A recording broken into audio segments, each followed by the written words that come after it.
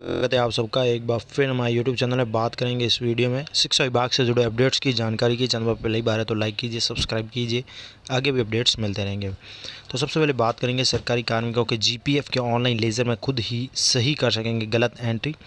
इसके लिए अब कार्मिकों को किसी भी प्रकार की शिकायत करने की ज़रूरत नहीं है। कार्मिकों को ये सही करने का विकल्प दिया गया है। जीपीएफ के ऑनलाइन लेज़र में 2004 से पूर्व नियुक्त कार्मिक गलत प्रविष्टि का समय सुधार कर सकते हैं। बीमा व प्रावधानिक नीति विभाग ने सरकारी कार्मिकों के लिए यह सुविधा शुरू कर दी है। यह सुविधा आगामी 90 दिवस तक ही उपलब्ध रहेगी। राज्य बीमा व प्रावधानिक नीति विभाग की संयुक्त निदेशक सुनीता मीना ने बताया कि राजस्थान सरकार ने 1 जनवरी 2004 से पूर्व नियोजित कार्मिक अपने स्वयं के एसएसओ आईडी से लॉगिन कर सकते हैं और इसके लिए एसआईएफ पोर्टल पर जीपीएफ ओल्ड लेजर रिपोर्ट में नियुक्ति तिथि से 31 मार्च 2012 तक के जीपीएफ लेजर की जांच करनी अनिवार्य है। एसआईएफ पोर्टल पर जीपीएफ ओल्ड लेजर में यदि कोई कटौती प्रदर्शित नहीं हो रही है तो गलत हो रही है या ऐसी एंट्री से आप संतुष्ट नहीं है तो कार्मिक को GPF transaction GPF old ledger में सेवा के स्तर पर प्रविष्टि में सुधार करने की सुविधा दी गई है। एसआईपीएफ पोर्टल में निर्धारित प्रक्रिया के तहत अपनी जीपीएफ की लुप्त गलत कटौती में सुधार किया जा सकता है। पोर्टल पर GPF transaction GPF old ledger screen पर फॉर एसआईपीएफ के कॉलम में विभाग द्वारा की गई एंट्री दी जाएगी। यहीं पर एम्प्लॉय के कॉलम में अंशदाता स्वयं एंट्री कर सकता है। साक्ष्य के रूप में कटौती से संबंधित पासबुक, GA55 व अन्य सुसंगत दस्तावेज अपलोड करने होंगे। यह सुविधा आगामी 90 दिवस तक ही उपलब्ध रहेगी। निर्धारित समय अवधि में आपत्ति प्रस्तुत करने पर पोर्टल पर दर्ज रिकॉर्ड को ही अंतिम माना जाएगा। इसके साथ ही बात कर लेते हैं राज्य कर्मचारियों के लिए। राज्य कर्मचारियों और पेंशनरों का RGHS पंजीकरण अनिवार्य है। तो मुख्यमंत्री बजट घोषणा 2021 में बिंदु संख्या 244 पर की गई घोषणा के क्रम में संचालित राजस्थान सरकार स्वास्थ्य योजना RGHS में 1 जुलाई 2021 से कैशलेस इंडोर व डे केयर चिकित्सा लाभ आरंभ किए गए हैं। इसी क्रम में शीघ्र ही कैशलेस आउटडोर चिकित्सा सुविधा का भी आरंभ किया जाएगा। अतिरिक्त निदेशक राज्य बीमा प्रावधान निधि की चंदन सिंह चौहान ने बताया कि यह योजना 1 जनवरी 2004 से पूर्व के राज्य कर्मियों पर अनिवार्य रूप से लागू है व 1 जनवरी 2004 उसके बाद के नियुक्त कार्मिकों के लिए अंशदान कटौती वैकल्पिक होने के बावजूद भी राज्य मेडिक्लेम योजना का लाभ RGHS के माध्यम से ही कैशलेस दिए जाने के कारण इनका पंजीकरण भी RGHS के अंतर्गत अनिवार्य किया जाना है। उन्होंने ये भी बताया कि RGHS में पंजीकरण की प्रक्रिया 10 अप्रैल 2021 से आरंभ हो गई थी, परंतु राज्य सरकार द्वारा समय समय पर जारी दिशा निर्देश, आदेश, अधिसूचनाओं के बावजूद भी अधिकांश राज्य कार्मिक द्वारा अपना पंजीकरण RGHS में नहीं करवाया गया है। ऐसे कार्मिक जिन्होंने RGHS में पंजीकरण नहीं करवाया वे 1 नवंबर से किसी भी प्रकार का स्वास्थ्य परिलाभ RGHS में दिया जाना संभव नहीं होगा। अतः राज्य कर्मियों को RGHS पंजीकरण में सहायता प्रदान करने हेतु जिला कार्यालयों में RGHS हेल्प डेस्क स्थापित की गई है। साथ ही संबंधित विभाग के द्वारा अधिकृत कार्मिकों को प्रशिक्षित किए जाने की सुविधा भी इस विभाग द्वारा उपलब्ध करवाई जाएगी, जो अन्य कार्मिकों के पंजीयन में सहायता प्रदान करेंगे। बात करेंगे अगली खबर की और वो है RT 17/2021 के गैर सरकारी विद्यालय में RTA के प्रवेश फॉर्म के संशोधित टाइम फ्रेम जारी कर दिया गया है बीकानेर शिक्षा विभाग द्वारा, जिसमें अभिभावकों द्वारा ऑनलाइन आवेदन करना व दस्तावेज अपलोड करना है। 11 अक्टूबर से 24 अक्टूबर तक संबंधित अभिभावक ऑनलाइन लॉटरी द्वारा प्रवेश तो बालकों का वरीयता क्रम निर्धारण होगा 27 अक्टूबर को राज्य स्तर पर।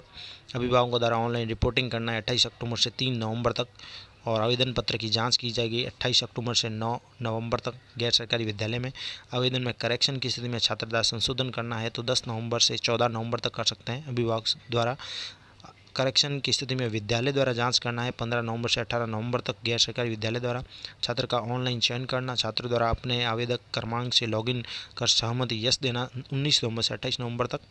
गैर सरकारी विद्यालय व अभिभावक द्वारा ये कार्य किया जाएगा। शेष रिक्त रही RT सीट्स पर पोर्टल द्वारा स्वतः 30 नवंबर 2021 को राज्य स्तर पर NIC द्वारा आवंटित किया जाएगा। तो ये महत्वपूर्ण अपडेट है। RT पोर्टल को लेकर टाइम फ्रेम जारी कर दिया गया है निःशुल्क जो बालकों को प्रवेश दिया जाता है गैर सरकारी विद्यालयों में।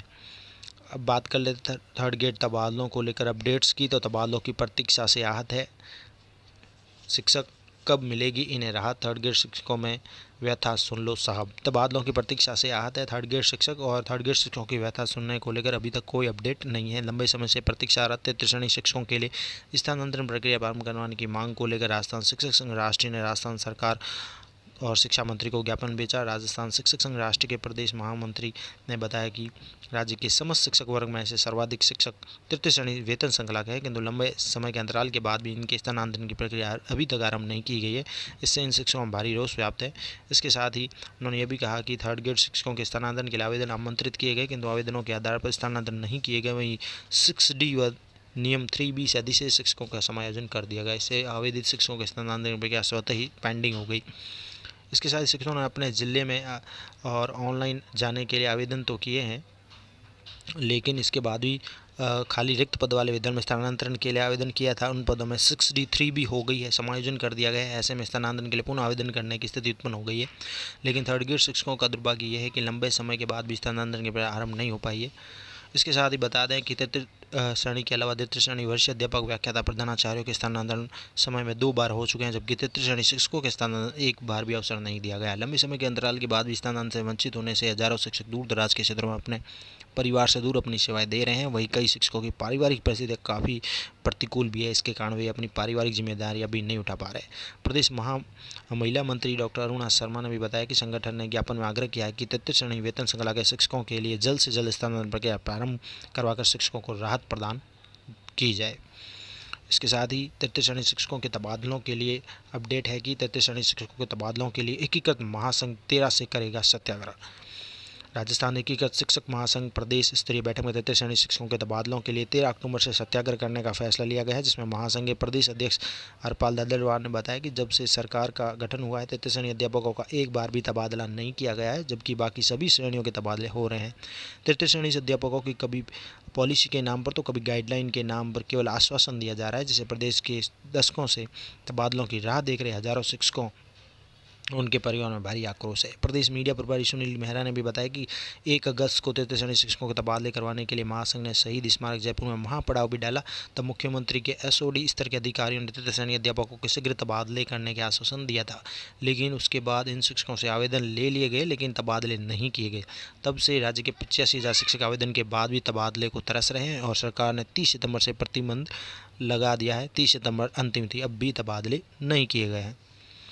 इसके साथ ही बता दें दीपावली छुट्टियों को लेकर अपडेट के दीपावली से एक दिन पहले मिलेगी शिक्षकों को छुट्टी, धनतेरस को भी नहीं मिल रहा है अवकाश। जैसा कि पूर्व में शिक्षा विभाग द्वारा अपडेट दिया गया है, लेकिन अभी तक नवीन संशोधन कार्यक्रम जारी नहीं किया गया है। शिक्षा विभाग राजस्थान में शिविरा कैलेंडर में जो पहले जारी किया है, जिसमें दीपावली मध्य अवधि अवकाश 3 से 13 नवंबर तक घोषित किया गया है।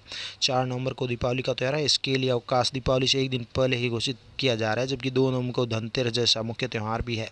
ऐसे में शिक्षक संघ ने मध्यावधि अवकाश जो है 25 और 26 अक्टूबर को जिला शैक्षिक सम्मेलन की तिथि घोषित करते हुए 27 अक्टूबर से दीपावली का मध्यावधि अवकाश घोषित करने की मांग की है। दरअसल जिला शैक्षिक सम्मेलन पिछले महीने 25 और 26 सितंबर को थे, लेकिन रीट परीक्षा के चलते निरस्त किए गए थे। ऐसे में दीपावली मध्यावधि अवकाश भी दीपावली से एक दिन पूर्व घोषित करना ठीक नहीं है, क्योंकि शिक्षा विभाग में महिला शिक्षिकाएं भी कार्यरत है, जिनको घर की दोहरी जिम्मेदारी का निर्वहन भी करना पड़ता है। इसीलिए 11 अक्टूबर को शिक्षा विभाग की गतिविधियों का संचालन होगा।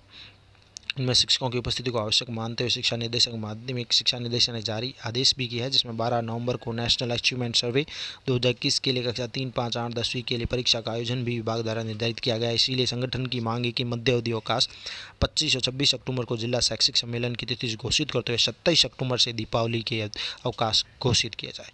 ये तमाम तरह के अपडेट थे आज के इस वीडियो में। Thank you.